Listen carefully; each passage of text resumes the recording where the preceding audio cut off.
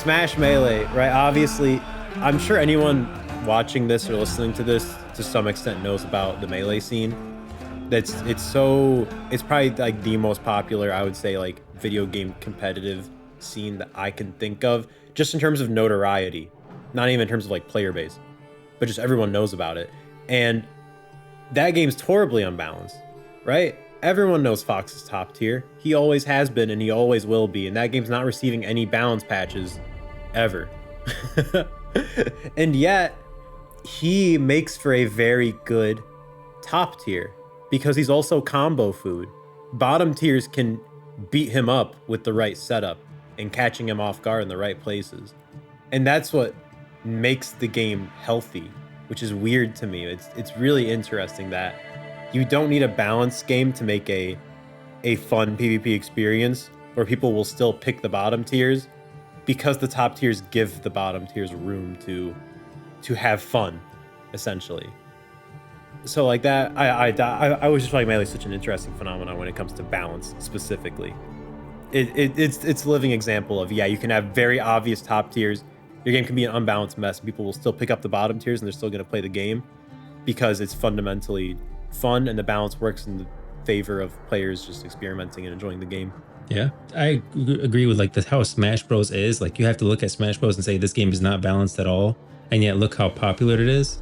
And I mean, Riot Games is very much about like that PvP scene, right? They have a PvP scene for League of Legends, PvP scene for Valorant. I'd argue that they're the best company when it comes to building out like an esports scene. Riot Games, and this makes sense to me in my head when I heard that. Oh my god! So they were coming out with like an almost it was a platformer Super Smash Bros. Style fighter set in the Runeterra universe. I was like, oh, that actually kind of, I feel like that might do well. So yeah. Riot Games canceled work on their second fighting game. It was codenamed Pool Party in late May. The reason I know about this is because this person named Leader Grev tweeted it out around July 10th. He said about 70 to 80 people were working on the project, a platform fighter in the vein of Smash Bros. Melee, set in the League of Legends universe. I guess he heard it from someone in the game industry who had an inside knowledge of the team and that they're reassigned within the studio. One thing he heard about Pool Party over and over is all the weird stuff with Multiverses in 2023, which made the executives for Riot nervous about shipping the platform fighter. Wow. So they saw how Multiverses was doing. They saw how a couple other platforms. I was literally just going to bring that really up. Not a lot of them. Yeah. Multiverses. Wow. So yeah, no, that made them scared. That's why they canceled the project. I was literally going to say like, oh, I wonder if the absolute flop of Nickelodeon All-Star Brawl and Multiverses. Yeah. Two big platform fighters that had a lot of hype behind them. A lot of money thrown at them. Well, Multiverses specifically looks like it had a decent chunk of money invested by Warner Brothers. And both of them failed miserably. Both of them are dead in the water at this point. So I was like, I wonder if that's what caused the higher ups to look at platform fighters and be like, ooh, yeah, I don't know about that That's one. That's exactly what happened. Yeah. According to the article. that sounds right. That's as a higher up, like if I was a higher up in that position, honestly, I'd probably do the same thing. Like, I don't blame them at all for making that decision. What? I think they might have been moving in the right direction towards the end. So apparently it was originally envisioned as a hardcore fighting game.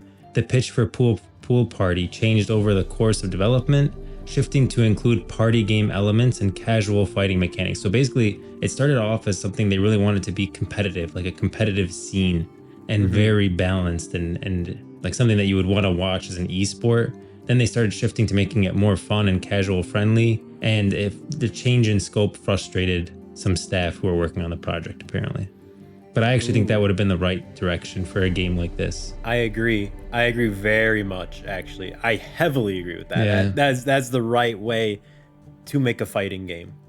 Like we talked about this last week, I believe, actually, about the importance of the casual player base and how that makes up the entire life of your competitive game. The vast majority. Yep. People will go into your PvP game expecting some good PvE game modes and some fun party game modes. Like, if that's not there, genuinely people will leave over that within the first week.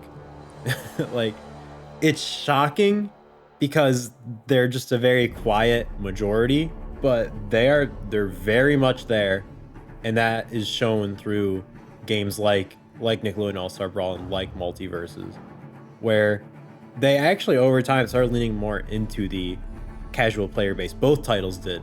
I feel like it was too late, and they're already kind of working off of their previous, flop. Like their previous flaws were still there, just fundamentally in terms of how the games felt and worked. But like they did start leaning into the more casual player base with game modes and like party modes and stuff like that, because I feel like that is where the success is for these titles, for any PvP title, genuinely. Like even looking at games like Mortal Kombat, right? Like I feel like when a new Mortal Kombat title drops, like the first thing people are talking about is like pop culture characters being put into the game and the campaign. Those are the things I hear about the most. I'm not hearing about like Johnny Cage's frame data. All right. Like people don't care about that stuff. Genuinely, the vast majority of people do not care.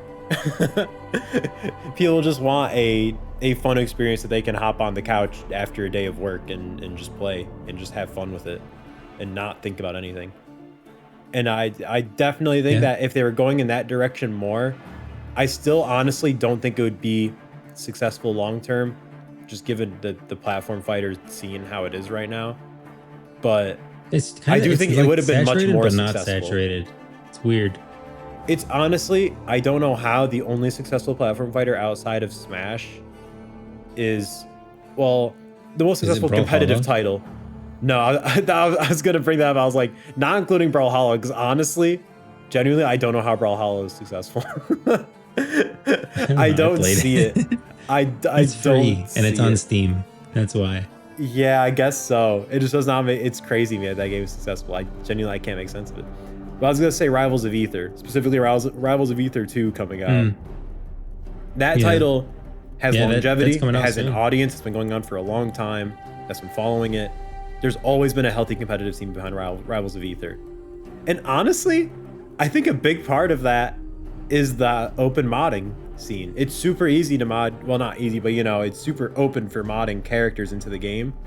So that helped, I think, a lot with getting the word out there for Rivals of Aether, which goes back to that casual audience, right? Like people aren't gonna like be focused on how like all this like little stuff, like how balances the game.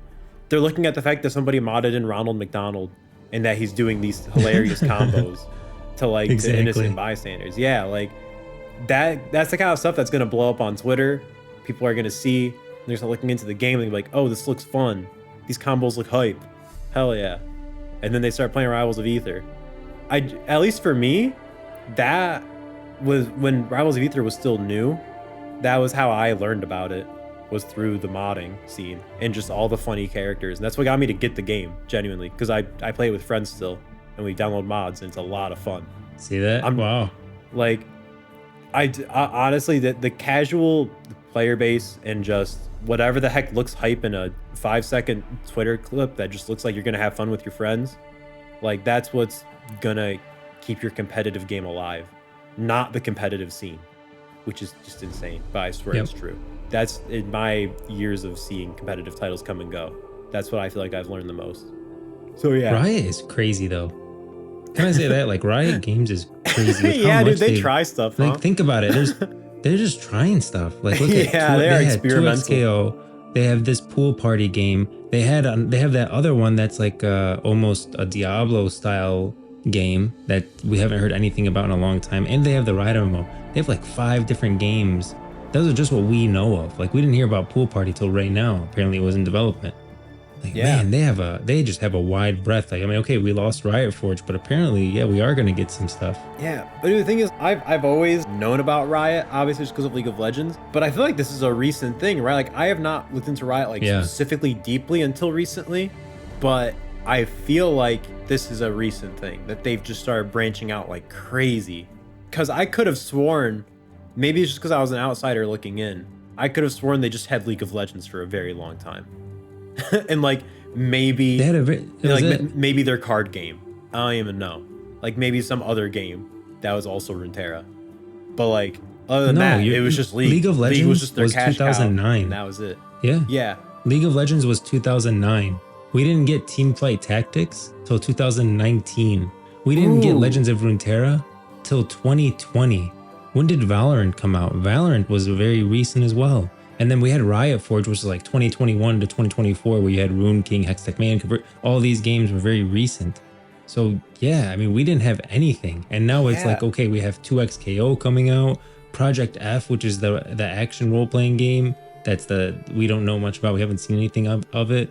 The MMO, Valorant, I think came out in 2020 as well. And then Wild Rift, which is honestly still League of Legends. It's not really super innovative, even though they do innovate on some of the events. That was 2020. So yeah, you had literally this is like a very new thing for Riot. I mean, they had nothing for a very long time. That's insane to me. I don't know what caused them to make this sudden shift, but I'm so for it. Obviously, because like I've never been a League player, but here we are talking about this Riot MMO. So like it's insane to me that they made this sudden shift after like over a decade of nothing other than League of Legends. And now we're here with so many, they've dipped their toes into every conceivable genre at this point. I can't wait for we are starting to run out of time. Yeah. Like we're starting to run out of time. We don't have enough time in one episode a week to talk about everything. Like look at this episode, how much I listed at the beginning. There's no way we're gonna hit everything. We haven't even started talking about Braum and 2XKO yet. Oh my, that's right.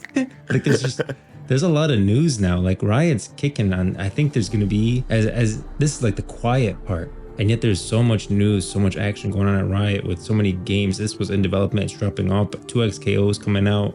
Then you already have the current game base, which is League of Legends. You have Valorant, Teamfight Tactics, Legends of Runeterra, and all of those are having massive updates. The Legends of Runeterra Path of Champions had a huge update. I feel like it's a good time to be a Riot fan. I'll say that. I heavily agree. I mean, as someone who was not a Riot fan before, I sure as hell am now. And specifically for that reason. It's because I'm like, oh, this suddenly feels like, something I can just like get into, and years later there will still be more titles coming around based around Runeterra, this world that I've invested in, for just like whole new experiences, whole new video game genres that we'll be trying out, right? Like, man, it's exciting to say the least.